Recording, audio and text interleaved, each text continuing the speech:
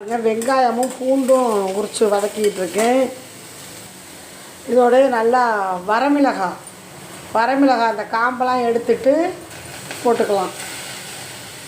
போட்டு நல்லா வதக்கி விட்டுக்கலாம். நம்ம கொஞ்சோண்டு எண்ணெய் ஊற்றிக்கிடுவோம் வதங்கிறதுக்கு. இதோட சேர்த்து இந்த மிளகாயை புளி கொஞ்சம் போட்டுக்கிறோம். உப்பு. இப்போ பூண்டு, வெங்காயம், வரமிளகாய் போட்டு நல்லா வதக்கி ஒரு சட்னி அரைச்சி தோசைக்கு சாப்பிடுவோமா. நல்லா வதங்கட்டும். இப்போ நல்லா வதங்கிருச்சு. நல்லா ஆற வச்சு மிக்சியில் போட்டுக்கலாம். அதுக்கு முன்னே தோசையை ஊற்றிடுவோம். இப்போ பூண்டு, வெங்காயம், வரமிளகாய், புளி, உப்பு எல்லாம் போட்டாச்சு. இதை அரைச்சிடுவோம். இது மாதிரி ஒரு துவையை அரைச்சி நம்ம தோசை இட்லிக்கு வச்சு சாப்பிடும்போது ரொம்பவே நல்லாயிருக்கும்.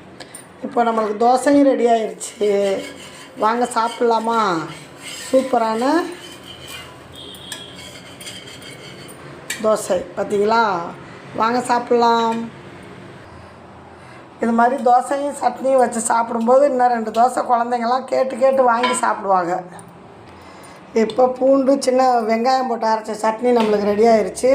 இப்போ தோசைக்கு வச்சு சாப்பிட்லாமா. ரொம்பவே ஒரு பூண்டெல்லாம் ரொம்ப மருத்துவ குணம் கொண்டது. நம்ம இது போல் ஒரு சிம்பிளாக என்ன ஒரு 10 பல்லு பூண்டு, கொஞ்சோண்டு புளி, வரமிளகாய், உப்பு இவ்வளோதான். சூப்பரான சட்னி இட்லிக்கு, தோசைக்கு, சப்பாத்திக்கெல்லாம் வச்சு சாப்பிடும்போது ரொம்பவே டேஸ்ட்டாக இருக்கும். ஓகே, நீங்களும் இது போல் தோசையெல்லாம் ஊற்றி இது மாதிரி சட்னி செஞ்சு சாப்பிட்டு பாருங்கள். ரொம்ப டேஸ்ட்டாக இருக்கும். என்ன குழந்தைங்க, சின்ன குழந்தைங்கன்னா நீங்கள் கொஞ்சம் நல்லெண்ணெய் சேர்த்துக்கிறணும். ஓகேவா. இப்போ ரொம்பவே டேஸ்ட்டான சட்னியும் இட்லியும் தோசையும் நம்மளுக்கு ரெடி ஆயிடுச்சு. Okay bye. இந்த வீடியோ பிடிச்சிருந்தா நம்ம சேனலுக்கு மறக்காமல் ஒரு சப்ஸ்கிரைப் கொடுத்து லைக் கொடுத்துக்கோங்க.